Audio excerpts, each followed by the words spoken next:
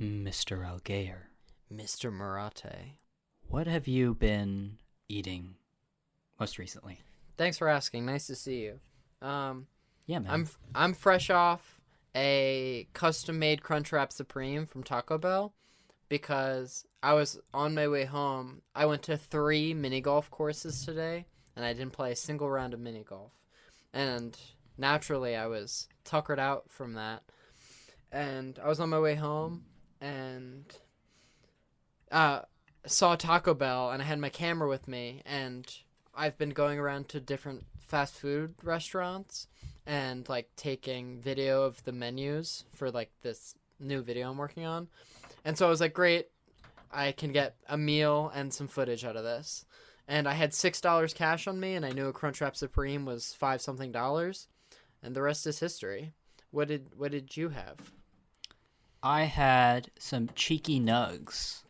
What are those? Chicken nuggets. Oh, I think it's chicky nugs, my friend. No, like little bit of cheeky nugs. Yeah, You know? it's a British dish. Where did it come from? You were just celebrating your English heritage? The traditionally British co of cost. Oh, Costco again. Is this a paid sponsorship? This is Trent. Didn't you have something to say? You wanted to say about the Muppets? Yeah, there is some Muppet related news. Just for context, you sent this to me. Parth, you give a build up, and then I'll. I received a thing on Instagram by my very good friend Sophia. Some might say a direct message. Cool. Yeah. Also known as a DM. Yeah. And then I forwarded that to you. Well, Sophia said, "What does Trent think about this?" Because it's Muppet related, so naturally. But Yeah, you're the first thing on her mind, just even generally. it's crazy how often that your friend is thinking about me. Yeah, it's really weird. I don't think we need to look into it any further. So it's a Reddit screenshot. So I'm just gonna read it aloud, and then we can discuss a little bit. So the movie it concerns is actually a Muppet movie I haven't seen. It's called It's a Very Muppet Christmas Movie, which I believe it's some sort of a riff on what's the old Christmas movie and the guy suicide that everyone... It's a Wonderful Life. It's a Wonderful Life? It's a joke on It's a Wonderful Life. So I'll read the post now.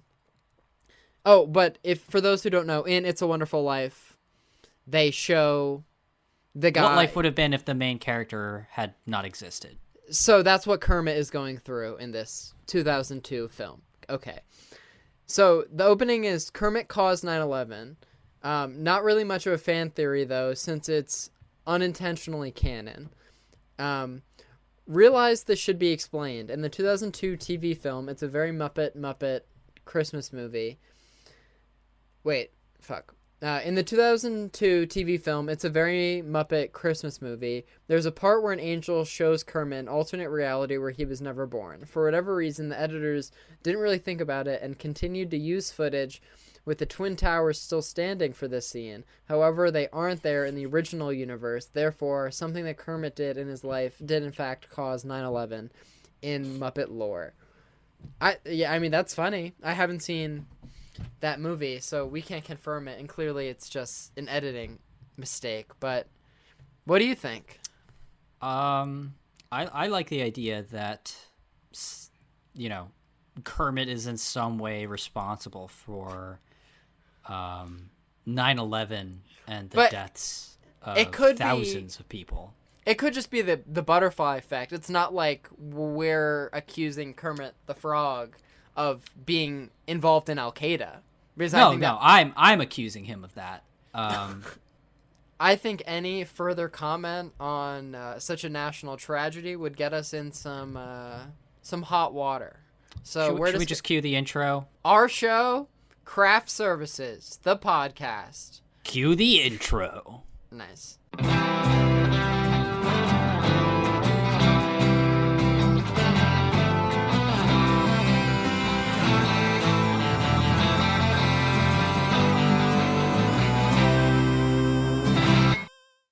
Welcome back to Craft Services, where we talk about movies. Each week we talk about a film, and hopefully have a crew member that worked on that film to talk with us about their experience working on the movie. This week we're talking about Chloe Zhao's Nomadland, released on Hulu recently. And with us we have its first assistant director, Mary Kerrigan. She also worked as the unit production manager, and now she's working on Jesse Eisenberg's new movie, which we discuss. We also get into Nomadland and her time at NYU. There are a lot of good things that are discussed. Yep. And fun fact, my film producing professor was a producer on this movie. So, and that she was gracious enough to get us in contact with Mary, and she was awesome. She was really nice to us when we were real awkward and just generally unpleasant to be with. That's us, right? Yeah, this interview I would say had great flow, but off the record after, we had our most awkward silence to date. It was I don't know what happened, and I feel so sorry for her. That she had to sit through that while both of our brains malfunctioned. And I don't know what happened. It was I think our best interview in terms of flow. Yeah, and then for it all to come crashing down. Yeah. Maybe if we rethought the co-hosts, like maybe if there was like a new person. So, we hope you enjoy this interview and come back for more. Stay tuned. So I guess, yeah, naturally. Enjoy. Yeah.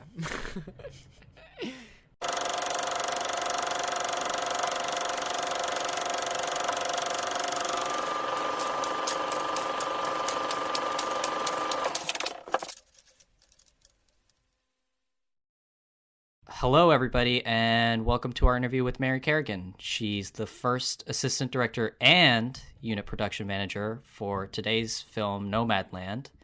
A first for Craft Services, somebody that held two jobs for one film. Thank you so much for being here. Thank you. Thanks for having me. The first ADs have all the inside gossip of the shoots, so really good person to reach out to. So just to get started, how'd you get introduced to the film world? Well, I grew up in Nebraska and honestly didn't even know you could have a career in film growing up. And then sort of one day I was like researching colleges and discovered a film degree and went to NYU, and it was all kind of history from there. But growing up, I didn't even really know that you could be a first AD or, I didn't know there were other roles in film. So were you into movies as a kid, and that's what inspired you to apply to move to New York from Nebraska and pursue, an art degree? Yeah, I wasn't like a big movie buff, but I was really like interested in entertainment, and we had a journalism program at my high school, so that got me a little bit into it. And I didn't know that you could be a filmmaker, but I was interested in entertainment, and we had the journalism program at my high school, and I was a part of a dance company, so I was sort of in the world of like entertainment and that sort of thing. And I went to a summer high school program at NYU for young filmmakers, and like had my whole world just opened up. I learned that the person that holds the camera is different from the director, and like I had never really paid attention to the credits before that. So what was your 4-year undergrad at NYU like? Because Tisch is like considered like the #1 film school in like the country, so it's very esteemed. Yes, it was a really cool experience. I didn't go to class a lot. I was working a lot. I did so many student films and little short films and music videos and projects. I was like skipping class to go work all the time, which is a little bit of a regret of mine, but I also like met a ton of people and tried every position on set you could imagine.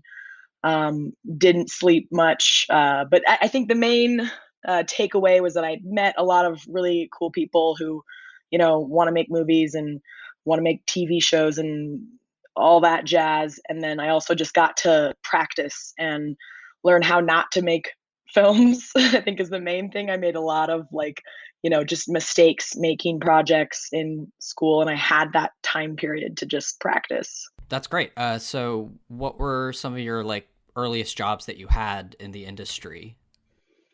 I really wanted to be a boom op, like in the very beginning. I loved boom opping, and that was sort of like on the student projects. When I was a freshman, I started PAing, and then like the other role that they always brought freshmen on to do was boom opping for some reason.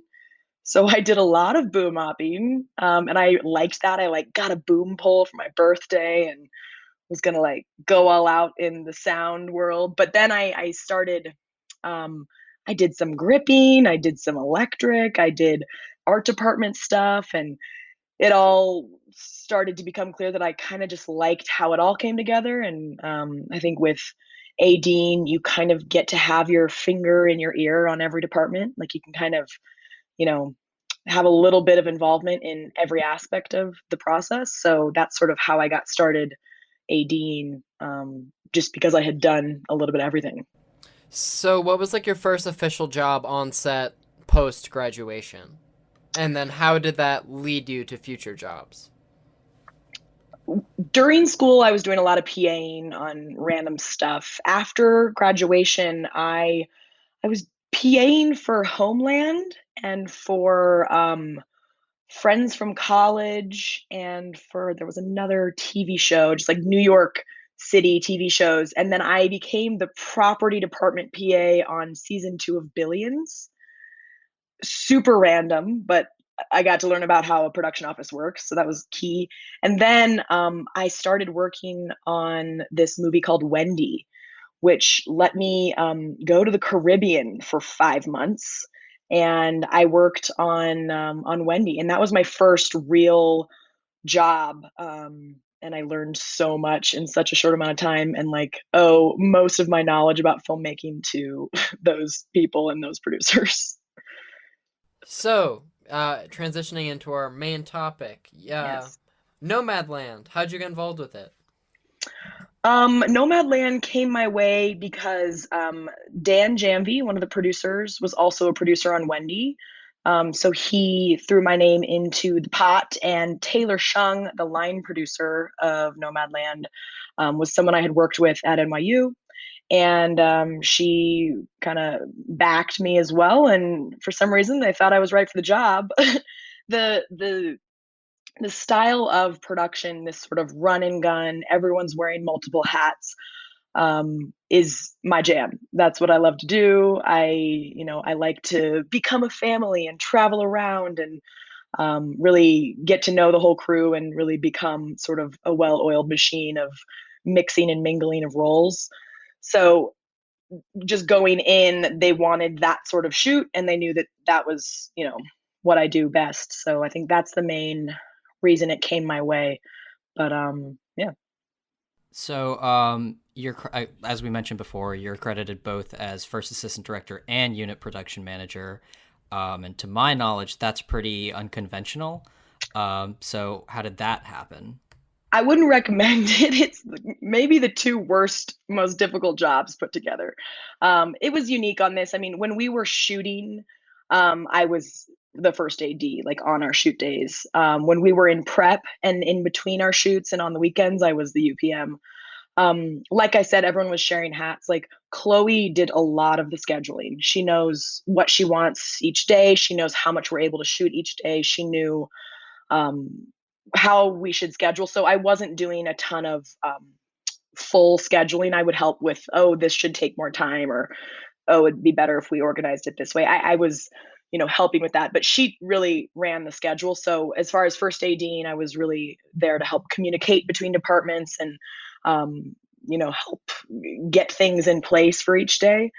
But I would sort of become the UPM in that I would also like develop the transpo plan for the day, and like I did some like minor casting. I did all the equipment rentals. I did a lot of the vehicle rentals. I sort of like found the trailer that the Vanguard is transported on. I drove Vanguard mostly, and transpo captain, I guess. Like just um, sort of any task that needed to be done. But on top of that, our line producer Taylor and co-producer Emily, she also took on a lot of the roles that the UPM would do. So, I have those two credits, but I wasn't doing the full extent of either of those jobs. I was kind of doing what I could of both, and I would sort of juggle between the two as needed. So I read online that the production was filmed over the course of 4 months, and that the cast and crew were living primarily out of vans. Was this the case? We weren't living out of vans necessarily. Chloe has a van that she can live out of, and she would oftentimes sleep in it or work out of it. I think Fran maybe spent the night in Vanguard a few times. Um, but we lived in hotels and motels and random places like that along the way. We did shoot over the course of, we had like an initial shoot in South Dakota and Nebraska that was like about a month of shooting.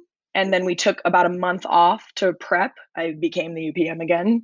And then we came back and we shot about a month and change in Nevada and Arizona and California. And then we came back after a holiday break and shot about another month and change in Arizona and California. So, just out of curiosity, how big was the crew on this film? We were always under 20, over 10. Our first round of shooting, I think we were a little less. And then we learned that we maybe needed a few more roles and hired a few extra people for the longer shoot over from November, December, January. But yeah, I think with all of the producers, we were, and including Fran, we were like 22 at our most. But it was sort of, it could be in the 15 range sometimes as well. So you mentioned Chloe Zhao, and obviously she's the writer-director of the movie, and we were wondering what she and Frances McDormand were like to work with and what that process was sort of like. I will say that Frances McDormand is like my favorite person in the whole world. She was just amazing to work with. Like, I saw her pick up trash and push carts, and she would drive production vehicles and like help. She would be in every meeting. Like, she's just awesome. She's like a true producer of the movie. She's not just like an actor who's also producing. She really made things happen, and she's just like a lovely person. She's kind of like was the mother of our crew and like really pepped us up and kept us going, kept the bar high. So couldn't speak more highly of her. Chloe as well. Like, she is a leader, and she's kind of a genius. Like, there's things that we would be on our way to shoot something, the plan for the day, and she'd call and be like, "Oh, there's something else we need to do," or like change it. And I'd be like, "Oh my God, change things." And then what we would end up shooting would be so much better than anything we could have planned. Like, she has an eye for what she wants. And even though like we went in with this like scriptment, it wasn't, a fully fleshed out with dialogue script. She knew the whole time exactly what we needed to get. And it was just pretty impressive how she was able to sort of transcend the typical duties of a writer director and really help make some of the logistical plans and like stick to them. And it was just a really unique experience. That leads us into our next question. We were going to ask about the status of the script going in, and you're saying it was pretty bare bones, and there was a lot of room for improvisation. Yeah, and I don't even know if improvisation is the right word. Basically, what I received in prep was like what I keep calling is a scriptment, and it's basically it had scenes, and some scenes had fully fleshed out dialogue. Other scenes were just like, a bare landscape. Fran walks through, or like very, just sort of ideas or bookmarks for a scene that could grow depending on who we casted or who we met. Because that's another thing that Hannah Peterson and Nathan Harrison were sort of on local casting team, and they would, while we're shooting, go out and meet people and go out and meet people to meet other people and to interview people. And we would be shooting a scene, and then they would find a really interesting nomad, and we would like reshoot that scene with a different person the next day because it might be better.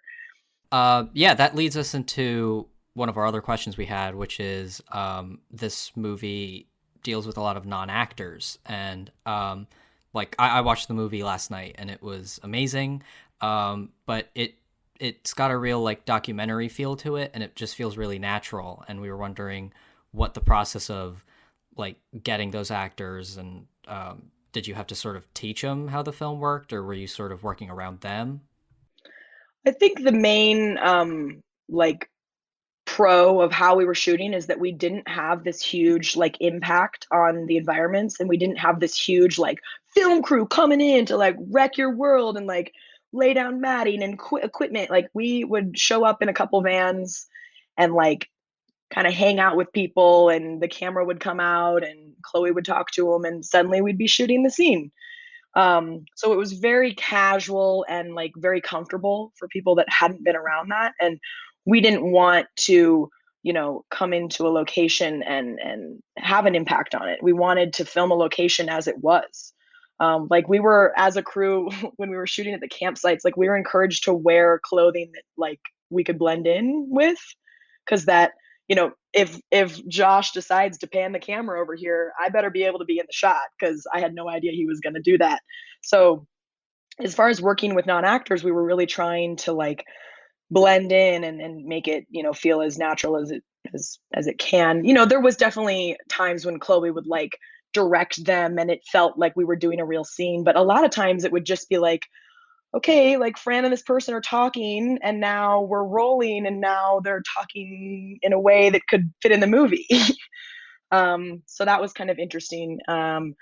I like working with non-actors because especially if they're playing themselves, it's like just interesting to see people's versions of themselves for camera. And it's fun. People get excited by the idea of making a movie when they're not used to it. So if you work in New York and LA, people are like, oh, you got to pay me to shoot in my driveway, whereas like you're in the middle of Nevada, people are like, can I like walk through the background? It's like people are still a little mystified by it, and I like that because I'm kind of mystified by it. I think filmmaking can be very fun and exciting. So were all the real nomads just like picked up along the way, or was there any level of like pre-production casting, or not necessarily casting, but finding real life people with the intention of putting them in later? Most of the people with speaking parts were in the book that Jessica wrote.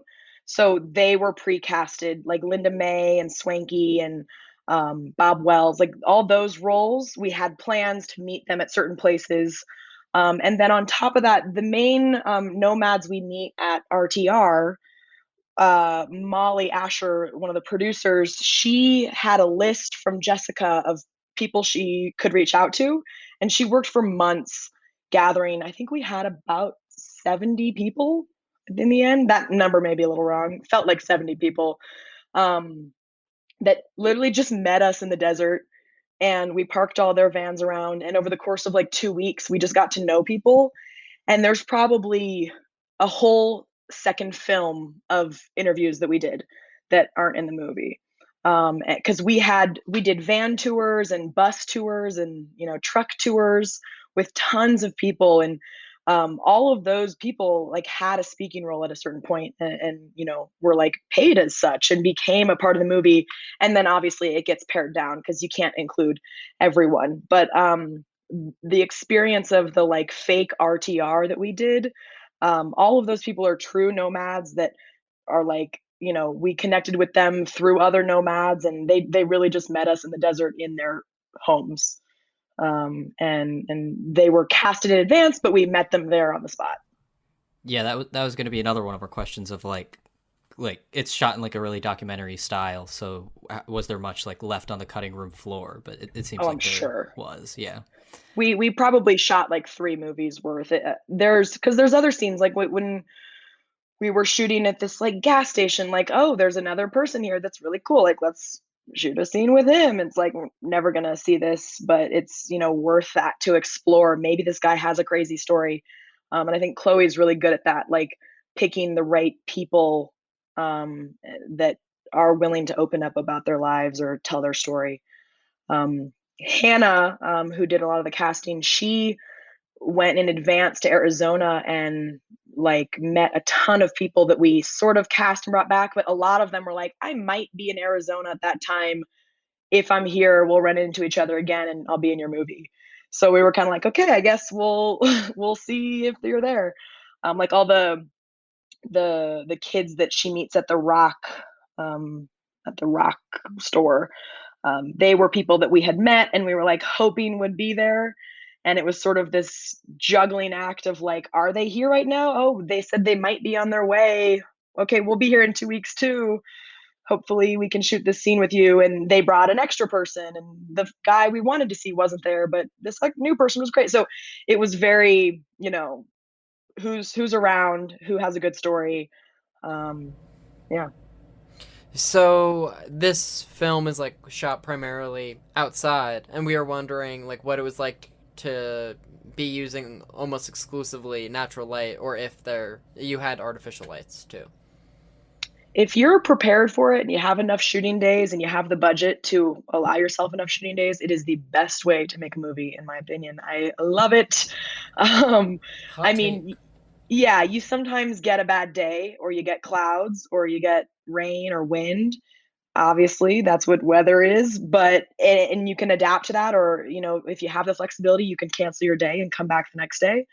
It's about sort of picking the right, months to be shooting, I think is a big one. But I think it shooting that way like really allows you to like see anywhere you want. Like a lot of times if you're lighting for a specific space, you can't like, oh, I want to go shoot a scene over there, or oh, it looks a little better pointing this direction. Like you can't be 360. I mean, you can if you have a ton of money and you've got like crazy rigging and blah blah blah. But it's a great, I mean, the great gaffer in the sky. It's the sun is beautiful, and I think it's a really nice way to shoot. I think Chloe has this like idea of what time of day things need to be, and like I think you have to kind of throw continuity out the window a little bit. And your script has to work with that. You can't shoot a thing that takes place over one day and expect to have every day look the same. But with Nomadland, like we were able to be like, oh well, it's cloudy today, this day is going to be 3 months later. So we had that flexibility, and Chloe was able to know like, oh, it needs to be morning light, so we have to shoot. So you have to do it strategically, but um I think it's a really nice way to shoot because it does give you that flexibility in the moment, and it looks really nice too, I think. So was there like how specific was the like shooting schedule? Because it seems like it was sort of, I don't want to say loosey goosey because that makes it sound like you guys weren't like prepared, but it sort of seems like it was really like off the cuff and like constantly changing. It was, yeah. We would change the plan for the next day like almost every night. And with a crew of 15 all staying in the same hotel, you can do that and it's no problem. Um, we knew like, you know, going in, oh, we have to shoot these scenes in this state, or we have like this actor conflict, or like, oh, Swanky can only meet us for this period of time in this place. Like we did have like a real schedule. I had a movie magic file. Like it was real, but um as far as on a daily basis, we would completely throw plans out the window and change them. And if you're prepared for that and your crew knows that that's the deal, it's amazing. It was so nice because you could make changes that I think ended up being great changes. Like you don't want to just like have no plan, but sometimes having a plan to lose the plan, I think, is a good way to do it, and having that flexibility. We had certain days that like the RV show is happening today, so we like have to shoot this, but there were other times where it's like, oh, it's too windy today to shoot this scene, we're going to do van interiors instead. And we would make that decision at like noon. We also had hilariously nice hours. Like we would shoot from like noon to sunset, and occasionally a little more, occasionally a little less. So, we were wondering what was the most difficult sequence to execute or orchestrate, or if there was anything particularly complicated or that fell apart. The most difficult sequence to execute is not in the movie. Oh, tell us about it. It was at the beet har yeah, it was at the beet harvest in Nebraska. We brought like, I think like 50 or more extras, and we had all of these trucks. Like we had planned it so that all of the sugar beet farmers were going to show up at a certain time. So there would be like rows and rows of sugar beet trailers. And then I had coordinated all these, like, it was like the sun was setting. I had coordinated all these like tractors with their lights on and pickup trucks with their lights on. And Nathan, who was locations, and I had this like amazing stuff all planned out. And we shot it. It was great, but it's not in the movie. So that's unfortunate. Anyway, it's like huge wide shot. And we also were doing shots where the Fran is riding in the back of a pickup truck, and Josh with the camera was in the back of the pickup truck too. And they're driving all over this thing. And we had all these background there. And we had a trash fire and a barrel and just the craziest stuff we had done. It's not in the movie. There was a lot of that where we would have like these big coordinated sunset shots, and a lot of them made it in the movie. But I love that sort of stuff, and it's fun when you're working with like these are like actual sugar beet farmers, so they were all excited to like. Okay, yeah, like when you drive by, I'm gonna like go over here and toss the beets over my shoulder. Like it was fun. It's their big chance to make it in Hollywood. I'm sure they're Yeah. psyched. It's their 15 minutes. They got cut, so. Yeah. So one of the, like, it's a small sequence, but you guys managed to film inside of an Amazon warehouse. What was that like? Because it's not exactly pro Amazon, the movie. Yeah, unfortunately, we had to be a little more pro Amazon than the script and Jessica's book should be, you know. And like while we were there was like a moment where like Fran or someone was gonna like take some Advil at the lunch table, and like one of the Amazon reps came over and they were like, delete that clip, like you can't shoot that. Like, okay. And we had to like follow the rules because they were letting us shoot there. So we did have some oversight from them. They were definitely around and making sure. It's also strange because like the book makes, you know, working at an Amazon, and we shot at like the nicest, newest facility they had. Like we could only shoot in this one facility that had opened like a few months ago. And like all the employees were super young and excited and like loved their jobs. And I was like, yeah, like you work at a really cool facility, but like 5 years ago or 10 years ago or whatever, the facilities weren't this nice and the people weren't this excited. So the specter of Jeff Bezos was looming large. Yeah, but it is the facility. It was our last 3 or 4 days of the shoot too, which was kind of crazy. That's how we ended, because they had spent like the entire shoot trying to get permission to shoot in Amazon. What was there a contingency plan if that didn't go through? I don't think so. It was like, we're doing this. It's like this is has to happen. It's pretty funny thing, like, because Fran actually was packing Amazon boxes, and she like put a note in a couple of them, and like so some people somewhere in the country like got boxes that were like packed by her, which is pretty fun. So yeah, I hear what you're saying about the flattering depiction of Amazon being a necessary evil for paying them back for letting you film there. But moving on, we watched your directorial. You're credited with one movie, Jeez Louise, and we watched. No, you didn't. Yeah, I mean it was easy. It was easy to find. And how did it come into existence? I liked it. That was my senior thesis film at NYU.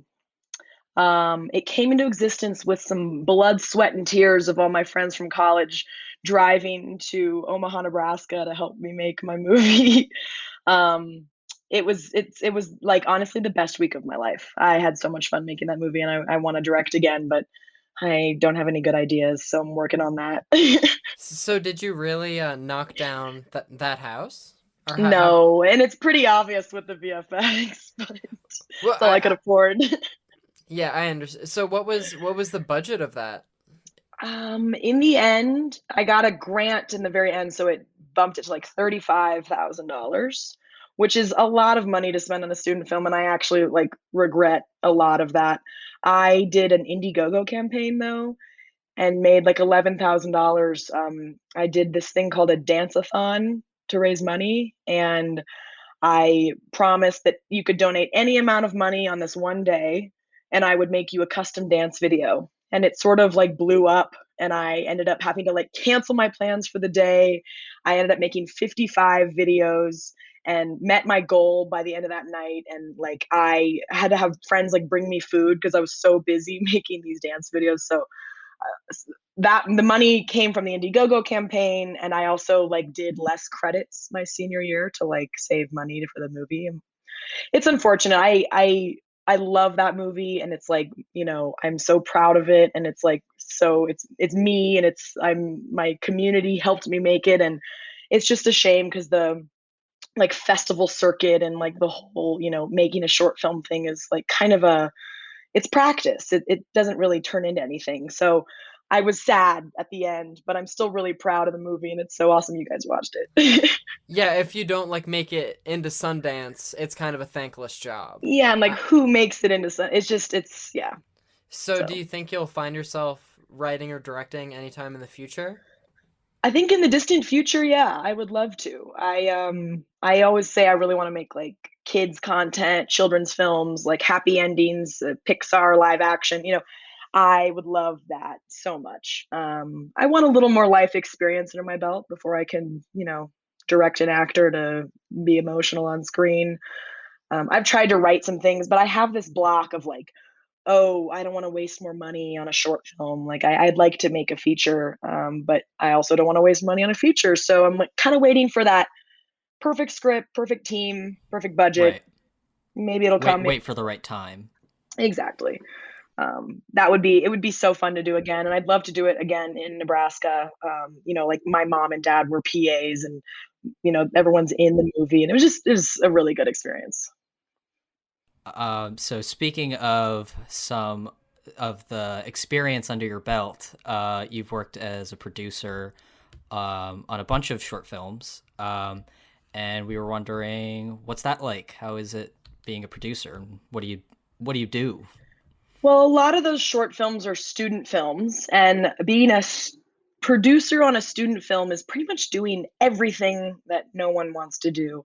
It's a lot of like transpo, catering, sticking to the budget, trying to figure out where the money's coming from, and like keeping track of the money so you don't overdraw your own bank account. Because let's be real, like when you're producing a student film, it's probably just out of your own bank account. So it's a lot of, like that sort of like, just logistical stuff that no one wants to do. It was fun getting to like work with friends and bring their dream, 3D print their brains into a thing.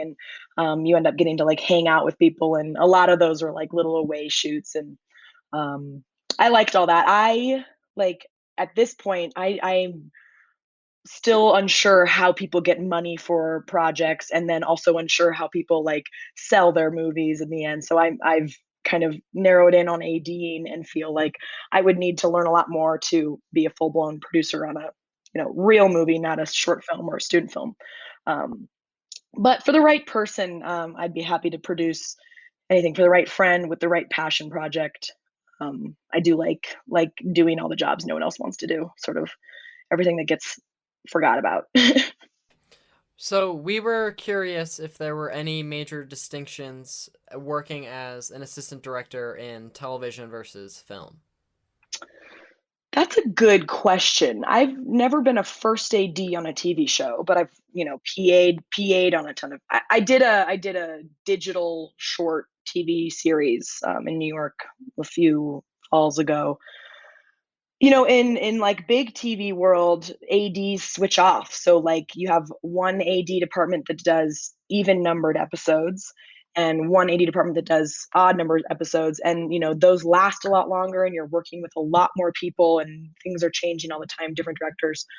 With a film, it's more of a like short burst, like a summer camp. Like you do prep with people for a while, you really get to know them, and then you spend 6 weeks or maybe longer, maybe shorter shooting, and you like just like really get to know everyone super well. And it's like by the end you're like a family or whatever, I use that term, but then it's over, and you like may not see them until the next project, you may not see them again. Like I've done a lot of international shoots or shoots, in random places, and there's people on my like Facebook friends or like Instagram that I might not see ever again. It's really sad. But with a TV show, it's usually like, oh yeah, we'll see you guys next season, or that sort of thing. So I think those are the main differences, is just sort of the timeline and the volume of, people you're interacting with and content you're capturing.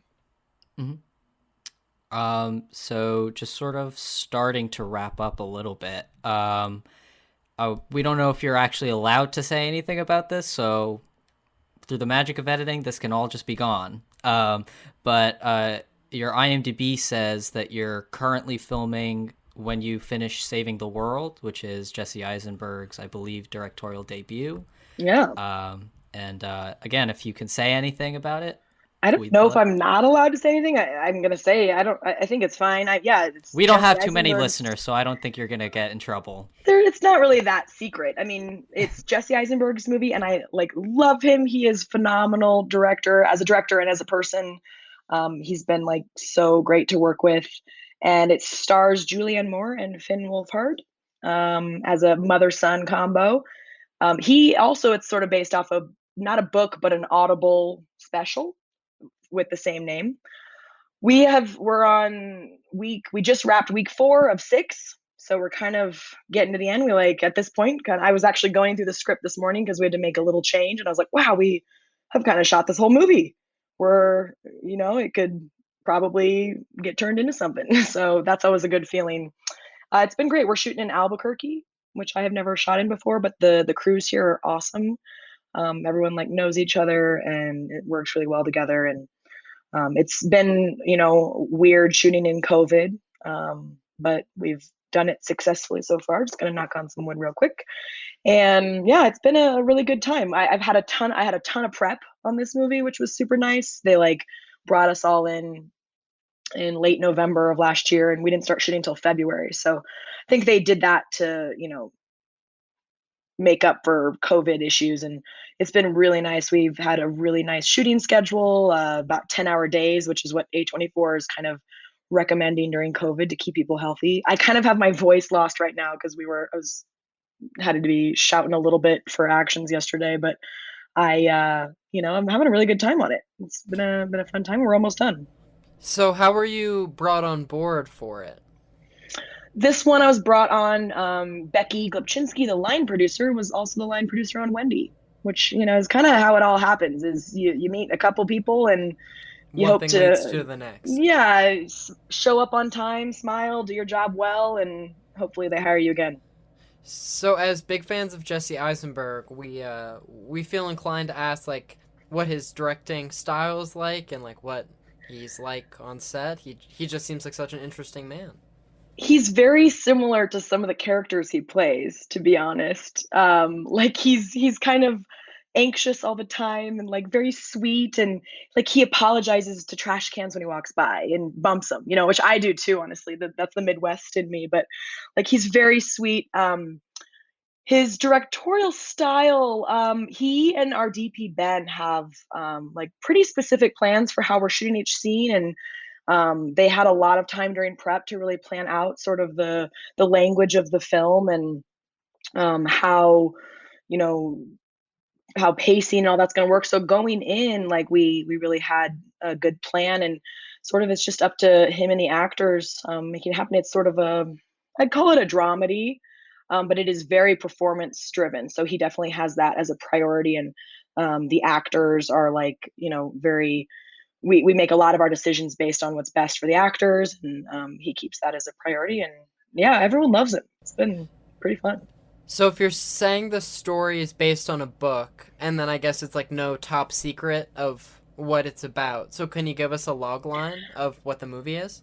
Ooh, I don't know about a log line. I'm pretty bad at log lines, but it's if you listen to it on Audible, in the Audible special, Jesse is reading for a new father that's having a hard time connecting to his kid, and then the next part of the book is that kid all grown up. He's 18, and he's this hip cool musician who has a crush on this girl, but he's also kind of a narcissist, and he's just this goofy kid named Ziggy. The third part of the book is the mom character, but before she meets Jesse's character. So she's also a young person. So the movie is the middle portion of that story. So we have Ziggy he's like 17, he's in high school. And then his mom, played by Julianne Moore, they're both these like kind of sweet, yeah, kind of narcissistic people. She runs a domestic violence shelter and she's like started it from the ground up. She's this like amazing woman. And it's sort of this like mother son relationship drama that has pretty funny moments, I think. But yeah, it's not. There's no like big crazy plot points. It's sort of you're just like yeah, unrolling this mother son relationship that is complex like any family relationship, and they're very similar people, and it's yeah. I think it's pretty interesting. And Finn and Julianne are great together, and Finn and Jesse are actually really great together too. Finn's like kind of a mini Jesse. It's pretty cute. Don't tell him I called him cute. When is it set to release? Do you know? I have no idea. Maybe, I don't know. I have no idea. That's okay. Again, like I know nothing about movies before they start or after they're shot. Like, I'd like to learn more about that side of the industry, but I usually join once the money's there, and then I'm done once we stop shooting. It's good. Trent, should I ask the final question? The final question. The final question. Exactly. The grand finale. So we like to ask our guests as the last question what the last great thing they watched was. Ooh, the last great thing I watched. I watched Promising Young Woman. Oh, and we just had an episode about it. I loved it. There's a lot of my friends and people I love and respect don't like it. Really? Why? I loved it. My boyfriend and I talked for like 4 hours after it was done. We just like sat and talked about it, which I never really do. It was so good. What's their case against it? Because Parth gave it a 9.5 out of 10. I think a lot of people, I've heard it's like not nuanced and like it's a really difficult subject to be talking about and maybe it wasn't handled well. But I think it's the perfect mix of like levity in this awful subject and also like just throwing it in your face. Like this is real. Oh my God, I loved it. I thought it was a genius concept. I don't really buy any of the criticisms or like the big criticisms that have been thrown at it. Personally. Yeah, you're preaching to the choir. Also, in our past episodes, we talked about how sometimes it's like a motley crew of, like sexist people who don't bad faith. Yeah, who don't like a movie like Promising Young Woman. It's been a lot of women that haven't liked it. I'm like, no, like.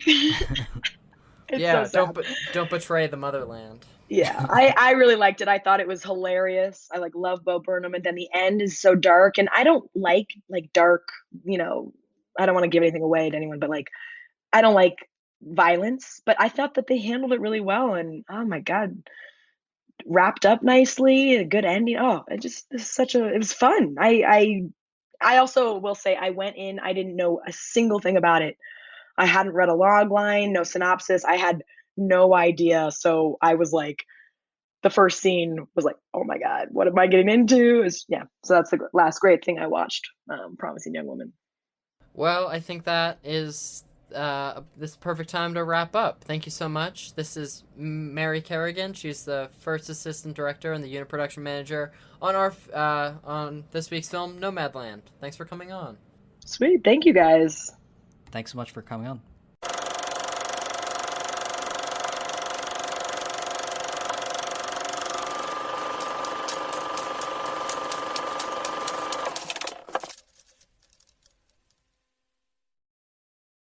Trent, was that a good interview or what?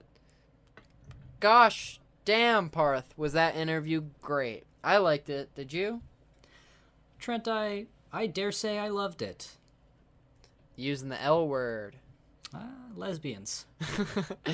Nice. That's a Scott Pilgrim reference, guys. Awesome. So, speaking of Scott Pilgrim, are we going to have any more episodes? I'd say next week, naturally, there's going to be a Nomadland discussion. That seems rather self-explanatory. Next week, you can check out our discussion on Nomadland. We both recently saw the movie. I think both yesterday saw the movie, right? Yeah, we watched it simultaneously. And By the time of this episode's release, it will have been 2 days ago. But thanks for the update. So, Parth, I hate to catch you by surprise, but do you think we'll have a guest on for Nomadland? You'll just have to find out next week on our show, Craft Services, the podcast, the movie, the podcast, the musical, on TV now.